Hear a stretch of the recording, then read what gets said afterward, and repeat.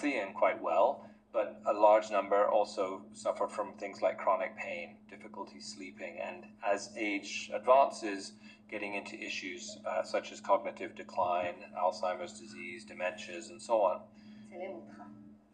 Joseph Ben Shalom suffers from dementia. The dramatic change in his personality has been difficult for his family. My father is a person that he is nice, kind. People love him. All the time when he was not sick, he's singing, laughing, and it's like somebody come into his brain and he become something that I cannot even imagine that this is my father. The behavioral disturbances from dementia are very common. You talk about 80% of the patient, they suffer from a kind of behavioral disturbances. They can suffer from only a bit of agitation, restlessness, but they can also suffer from aggressiveness and violence. One day, it was I cried.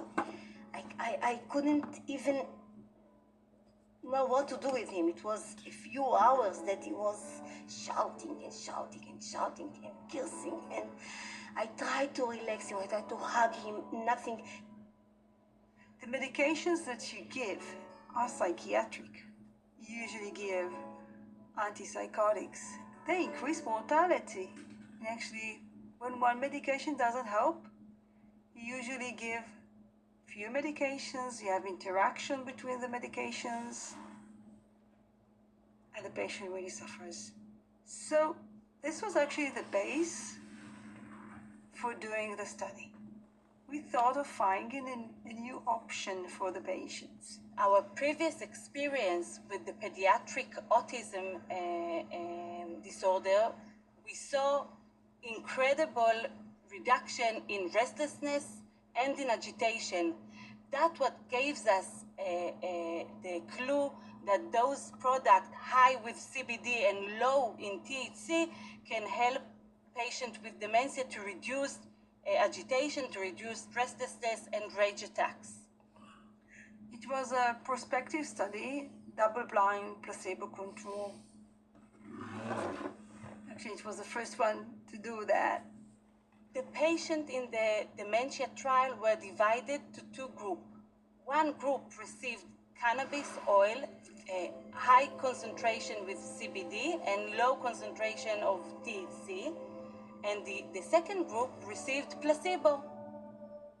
About 70% of the patients in the cannabis group versus 30% in the placebo group got improvement. When we start with the cannabis, it starts to get out from darkness to life. He's kind, nice, he's quiet, and he's happy. This is my father. That he blessed me, that he hugged his daughter. What we need more than that? Nothing more. I think that it is a great promise, a great option for the patients, because this option can replace the psychiatric medications, the medications that they're giving today. Moving at your own pace, inhaling, drawing the biggest circle you can with your fingertips. On your exhale, hands through heart center.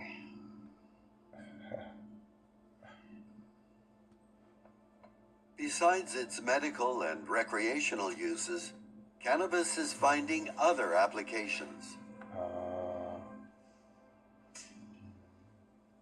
So my research has been looking at how what you do while you're high can impact the outcomes, and in particular outcomes that are related to predictors of long-term positive mental health. mixing cannabis with yoga was something that came across our radar and we were really interested in this because this offered an opportunity to say, how can we use cannabis in a mindful way and maybe even in a sacred way? Inhaling to lengthen, draw up through the spine, through the crown. You know, one thing with the Ganja Yoga that really excited us is something that we saw going on anyhow. That people were trying to reclaim a tradition of using cannabis together with meditation. Pushing the mat away, rounding up through your back, dropping your head.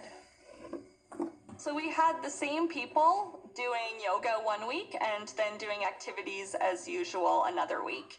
So we were comparing within the same person what the differences are for them doing their regular activities compared to when they do yoga practice while they're using cannabis. And what we found there is that participants in the yoga condition scored significantly higher on outcomes that predict positive mental health. 3/4 of them said that they wanted to do it again after participating in the experiment.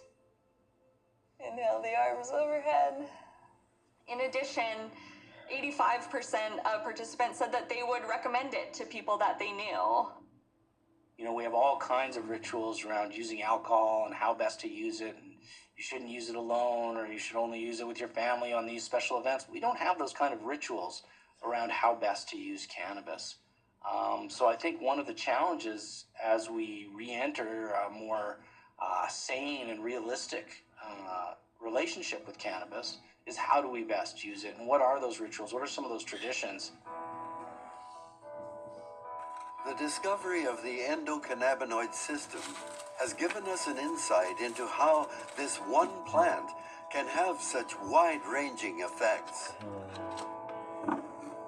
This is a remarkable field with a great many nuances, a great many different perspectives, a bewildering lack of important data that we're still trying to fill, but an amazing amount of material that we do know, much more than most people realize. I think we want to be cautious.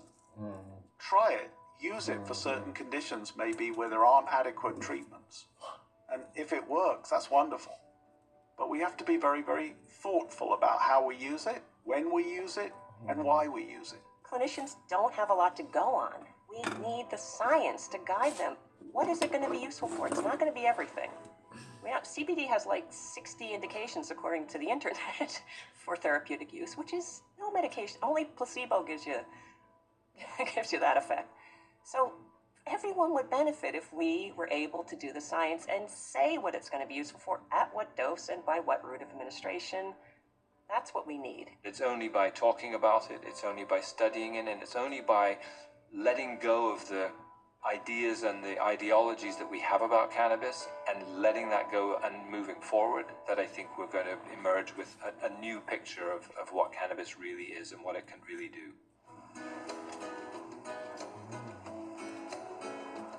Whether for medical or recreational use, the genie is out of the bottle. More than ever, cannabis is part of our lives. Oh no. Hey Google, when did the Buddha die? On the website metmuseum.org, they say, according to tradition, the historical Buddha lived from 563 to 483 BC, although scholars postulate that he may have lived as much as a century later. Hey Google, when did Muhammad die? Muhammad died on June 8, 632 AD. Hey Google, when did Saint Nicholas of the Martyrs die? Sorry, I didn't understand. Hey Google, when did Saint Nicholas die?